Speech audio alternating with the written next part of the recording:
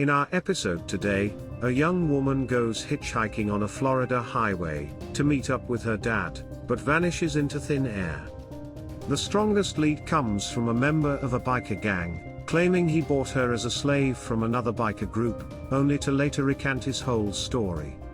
But years later, out of nowhere, another private investigator from several states away gets a new lead that has striking similarities.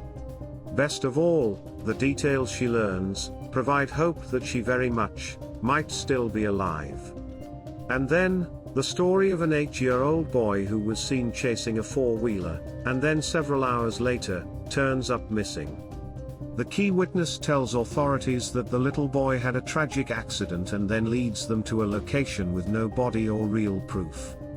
This same man is later convicted in the abduction, torture, and murder of another boy. It now leaves us with one question: what really happened to the young boy that evening?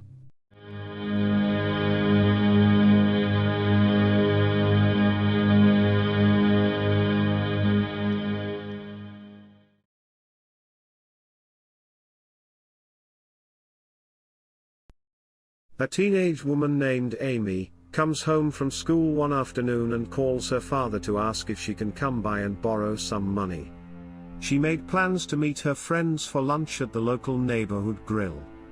Her father's work was only a mile away, however Amy never made it to her dad's office, or to meet her friends for lunch. She just vanished into thin air. When the investigation started, the only real lead came from a construction worker who saw Amy trying to hitchhike down the main highway. But unfortunately, there were no other leads. 2 weeks later, 250 miles away, a couple walking next to a turnpike ramp found a camera with Amy's name on it. The only problem, investigators could not determine when she might have lost the camera. The film inside the camera only had 4 undeveloped photographs inside of it. 3 of them were overexposed. The 4th photo featured a vine-covered scene with a white pickup truck in the background. No one in Amy's family could identify any elements within the photograph, including the truck. At that point, the investigation went cold. Amy's mother decided to hire a private investigator. That investigation yielded several good leads. They all pointed to a motorcycle gang abducting Amy from the highway. But nothing would get them any closer to finding Amy. Right as the investigator was about to close the case, he received a call for a random woman named Susan. She claimed that she saw Amy at some motorcycle gang party in Florida. She went on to say that Amy was being referred to as a biker sex slave. This made the lead seem very much real. A week later, Amy's mother decided to take a trip down to that area where this party took place. She began showing her photograph to many of the locals. Several people did remember seeing her running around with the biker members. This one convenience store worker said that he remembered Amy buying vegetable soup for her vegetarian diet. At that point, she was convinced that her daughter had definitely been there. A year later, the local newspaper ran a story called Amy, the Missing Girl. The story was written to keep the awareness on Amy's case active. A day after the story ran, Amy's mom received a call out of the blue from a man named Paul. He told her that he was a former biker and recognized her daughter from the picture. He also said he had purchased Amy, for himself, from another biker gang. This story seemed to line up with all the previous leads. He also said that he only took possession of Amy for 3 months and then he let her run away with one of his friends. Amy's mother asked him if he had any idea where they may have gone. He claimed that he never heard from either one of them again. The most shocking part of this conversation was how Paul mentioned a particular scar on Amy's lower body. No one could have known that detail. Her mother never mentioned that scar to detectives. Paul offered to help locate Amy, but all he ended up doing was taking the woman on a wild goose chase. And then, in a more bizarre move, Paul abruptly tells Amy's mom that he made up the whole story. until Amy's mother received a strange new lead from a private investigator in Virginia. She told her that she was contacted by a lady living in another country. This lady had a strange encounter with an American biker who was trying to arrange a sale of some woman. Strangely enough, the woman's description sounded exactly like Amy. He even mentioned Amy's hometown as her birthplace. While this lead sounded hopeful, this woman never saw the picture, and the biker just disappeared. Detectives immediately worked with foreign investigators, but all follow-up leads turned up empty. The trail finally ended 3 years later, when a biker's wife claims her husband made a deathbed confession. He said he witnessed Amy's death at a biker party the same day she disappeared. He said that Amy got so high on drugs that she mouthed off to several bikers, who assaulted her. She tried defending herself, however she was eventually killed. The bikers then disposed of her body in the swamp.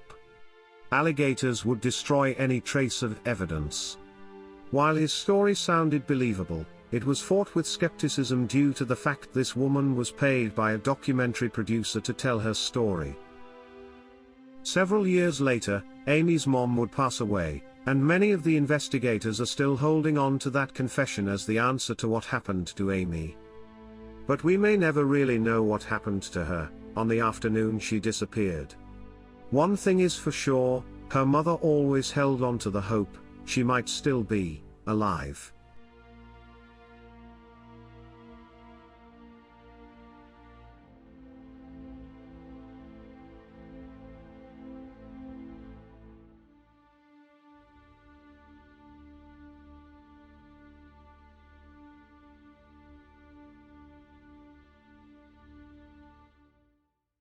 Before we continue with our story, if you enjoy true crime, dark, strange and mysterious stories, you've come to the right place. We upload at least once a week. Please, like and subscribe to our channel, and turn on all notification, so you'll never miss new content.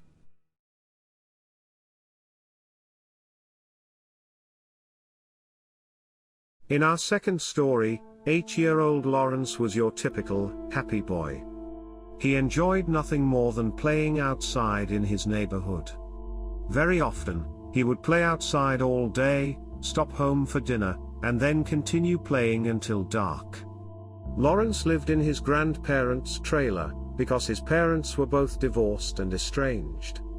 On this one summer day, like always, Lawrence went home for dinner, but when he went back outside to play, it was the last time anyone would see him again.